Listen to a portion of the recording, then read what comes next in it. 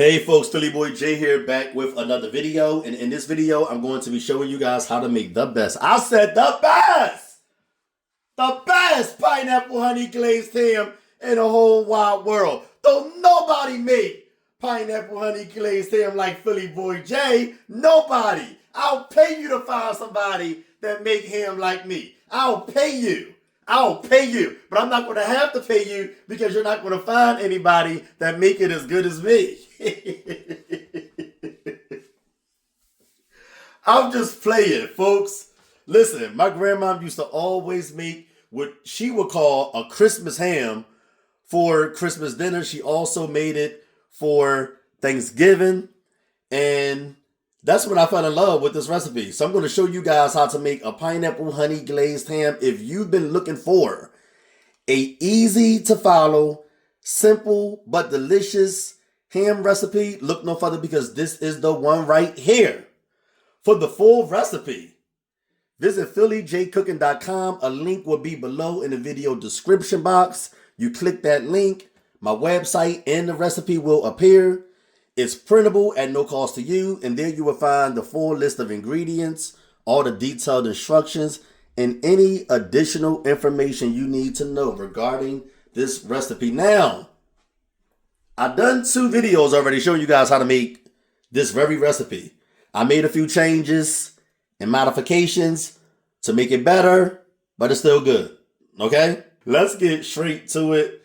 Here are the ingredients that you're going to need for the ham. These are just the ingredients we're going to be using for the ham portion of this recipe. Later in the video, I'll show you guys and tell you guys the ingredients you're going to need for the glaze, okay? This is a 10-pound, fully cooked, bone-in shank portion ham, okay? We're going to be using some pineapples. Get the pineapples that's in the big, wide cans that have pineapple juice in them. We're going to be using cherries, 2 picks to pin the pineapples and the cherries to the ham, brown sugar and a bunch of spices, yellow mustard, and apple cider vinegar. Make sure you have all those ingredients. We're going to move on to the first step.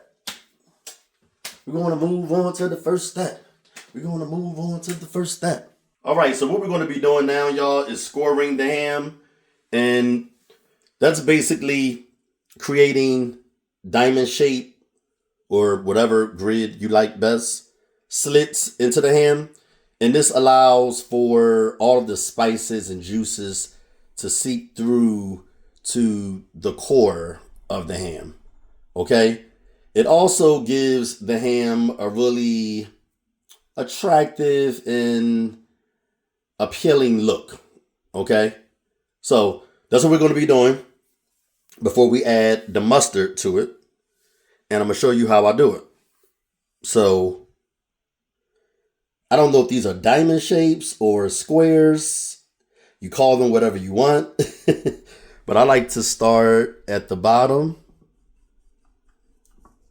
Make sure you cut not too deep, but about, I don't know, 1/8 inch deep. All right. So I start horizontally. All right, now we're going to go not vertical, but I guess diagonally.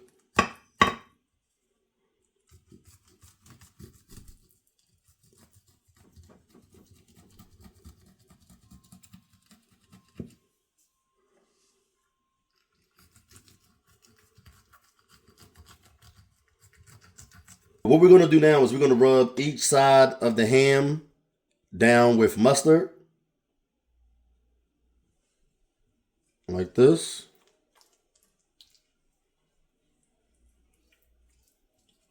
And this just helps the spices stick to the ham. And it also adds a little bit of flavor. Just rub it on there just like this.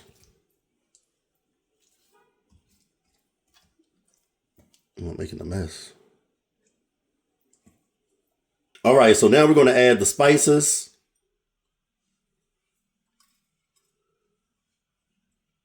Make sure you coat it well. You know what I like to do? I like to throw the spices at the ham. Like, stick better.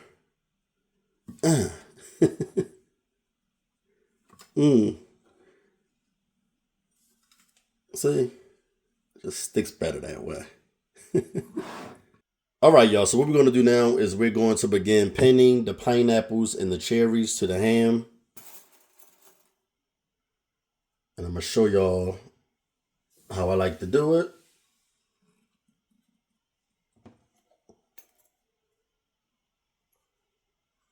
I usually use 2 toothpicks.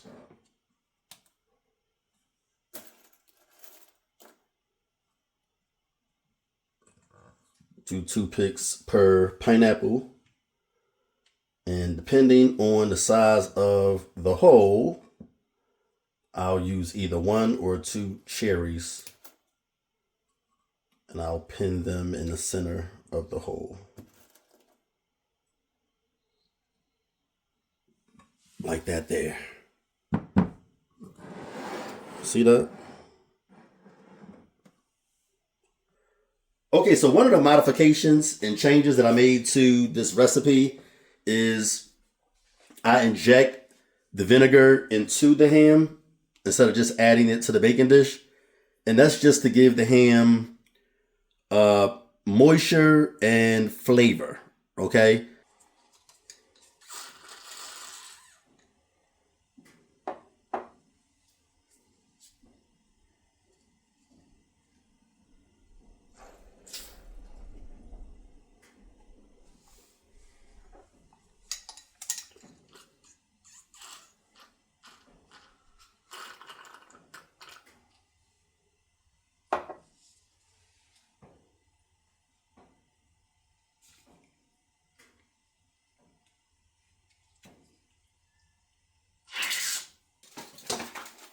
This part is so important.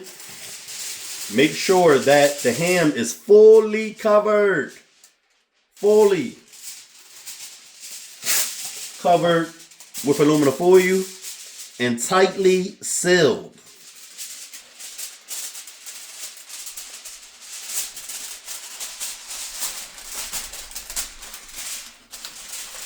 So you want to get around here, get around those edges.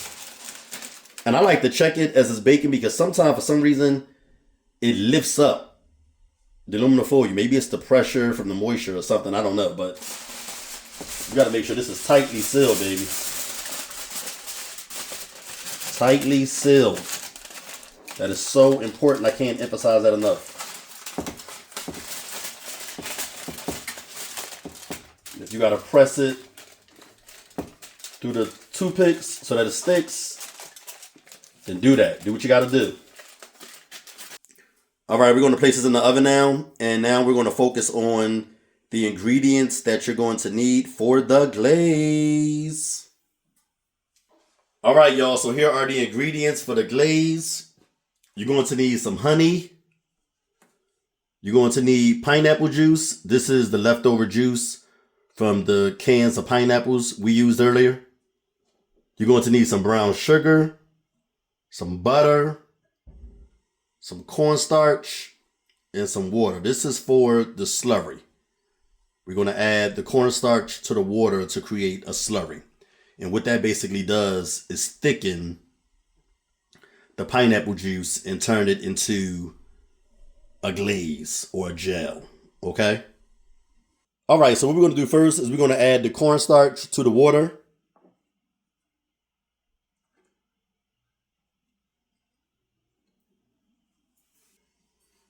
And then stir it in until it's nice and smooth.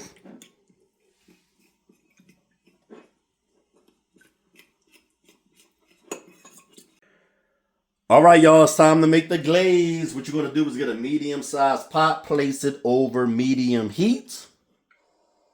First thing we're going to add to the pot is the butter.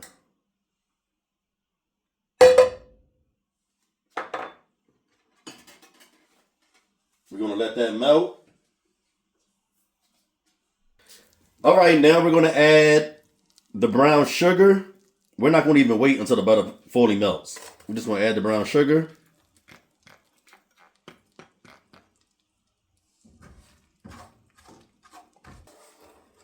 We're going to stir it in.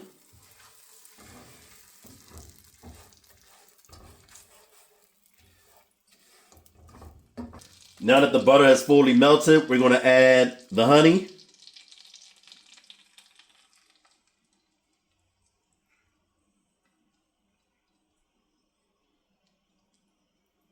Stir it in really well.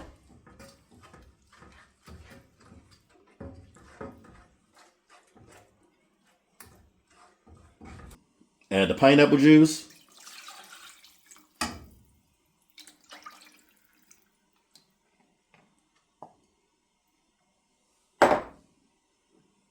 And the slurry. Make sure you get a slurry a nice stir. So you get all that cornstarch in there.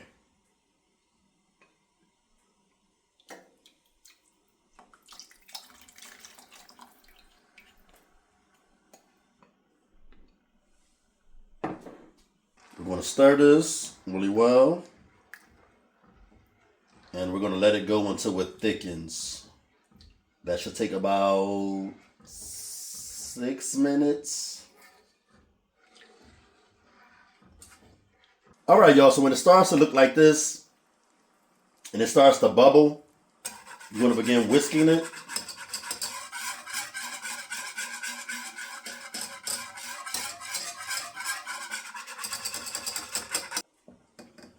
You want it to be the consistency of a glaze, like that. So we're going to cut the fire off. We're going to cover it with a lid. And when we remove the aluminum foil from the ham, we're going to pour it over the ham. All right, y'all. So what we're going to do now is check for doneness. What I like to do is stick this instant thermometer into the thickest part of the ham before removing the aluminum foil. And if it's almost done, then I'll let it continue cooking. If it's done, then I'll unwrap the aluminum foil because I do not feel like unwrapping it and then checking to see if it's done, only to find out that it's not done and I have to wrap it back up again. So that's what we're going to do now. So let's check to see if it's at least at 140. Let's see here.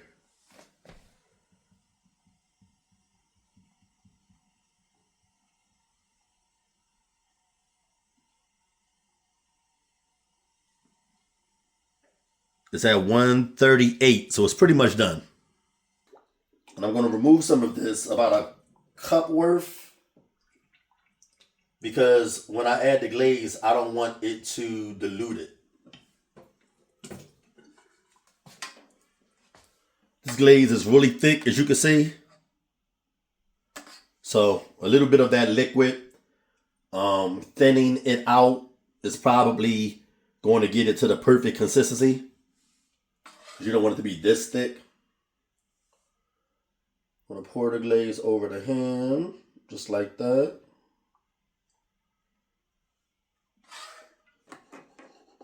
Stir that glaze at the bottom of the baking pan. See a lot over here.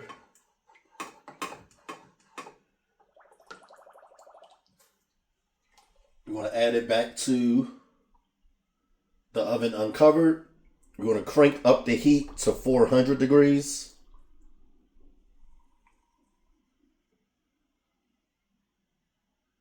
We're going to let this glaze caramelize and get nice and sticky.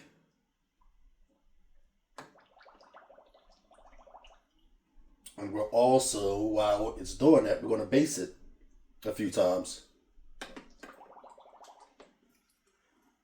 so that it'll stay nice and moist.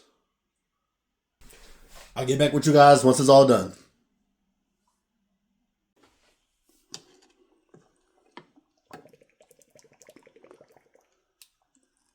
I don't gotta worry, this glaze is going to thicken as it chills. And you want it to be a little thin anyway. You want it to be about this consistency. Not super thin, but it's going to thicken. And it's going to be the perfect consistency. You can even see here it's a little semi-thick. Like a thin glaze. That's where you want glaze to be for your ham. But yeah, once it chills, it's going to thicken even more. Especially when you sit in the refrigerator. All right. All right, so I sliced off a couple pieces of ham. I'm gonna get a little more of that glaze.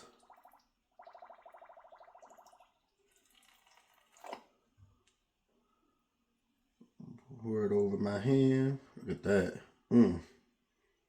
Starting to thicken a little more, as I said. You want the glaze to be about that consistency right there. Let me taste a piece.